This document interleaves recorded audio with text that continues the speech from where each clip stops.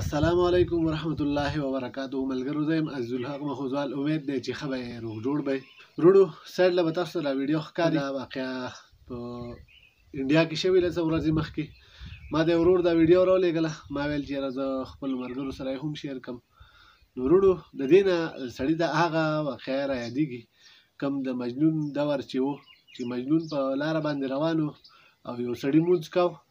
او مجنون د هغه په مخه باندې تیر شو. کله چې هغه سړي سلام وګرځاو مجنون نه تپوس کوي ولې ړوند خو نه یې چې زما د مخې تیر شوې زه په مانځه ولاړ یم او د الله عبادت کوم. هغه سړی ورته په جواب کې وایي زه خو د لیلا په محبت کې دومره ړوند یم چې ته مې نه یې لیدلی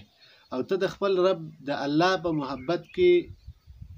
مانځه کې ولاړې او ما اینې. وروڼو د دې نه هغه واقعه را یادېږي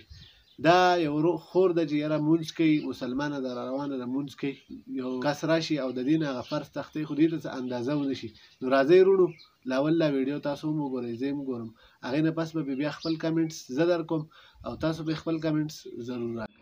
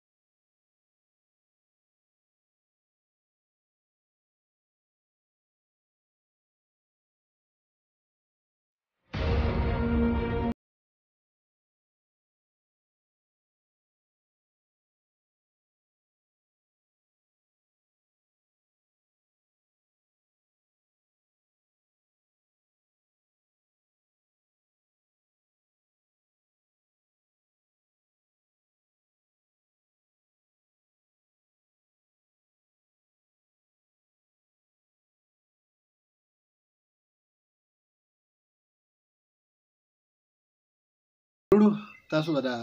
ویډیو کتلی چې یاره دا خور چې دا په مانځه باندې او یو کس راشي د دې پرس اوچت کړي دا ترېنه پټوي او دې ته هېڅ پته ونه لګي بیا بل یو غیر مسلمه راشي او هغه پرس د هغه نه واخلي هغه راټینګ کړي بیا ترېنه هغه وتښتي. موږ او تاسو که وګورو په معاشره کې زموږ او ستاسو مونځونه دي زموږ او ستاسو مونځونه په څه طریقه باندې دي. موږ چې مونځ کوو د دنیا هر یو مسله به زموږ مخامخ راشي د دنیا هر یو کار کوم چې زما او ستا نه هیر وي هسې خو هغه به موږ ته په منځه کې رایاد شي یو د دغې خلکو منځونه دي دغه مسلمانان چې دي کم دغه خورکۍ چې ده دا د غیر مسلمو په ملک کې خو د دین سره د دې دومره محبت دی دا تاسو دا مونځ په خپله باندې وکړو نو وروڼو کوشش کوئ چې یاره خپل عبادت کم مونځ چې دی دا په ښکلې طریقه باندې هم د دې نه زده کړه پکار ده دې کې یو سبق پروت دی چې یاره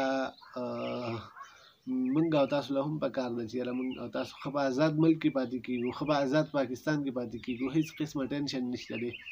چې موږ او تاسو هم خپل لمانځه ټیم شي او مونځ کوو هم په اطمینان او په سکون سره نو بس وروڼو اوس تاسو نه غواړم اجازت تر بلې ویډیو پورې د لوی الله په امان